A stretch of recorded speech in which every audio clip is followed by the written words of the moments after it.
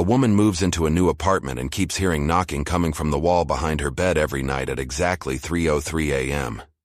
She thinks it must be pipes or something, but every night it's the same. 3 slow, deliberate knocks. One night, frustrated, she knocks back. Silence. She's relieved until her phone buzzes with a message from an unknown number. It reads, "Don't do that." She freezes, but after a moment she types back, "Who is this?" There's no answer. She tries to go back to sleep, but just as she's drifting off, she hears it again. 3 knocks.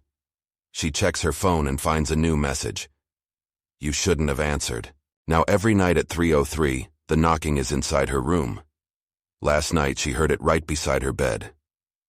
Tonight, as the clock hits 3:03, she feels a cold hand close around her ankle. And then her phone buzzes again. "I'm here."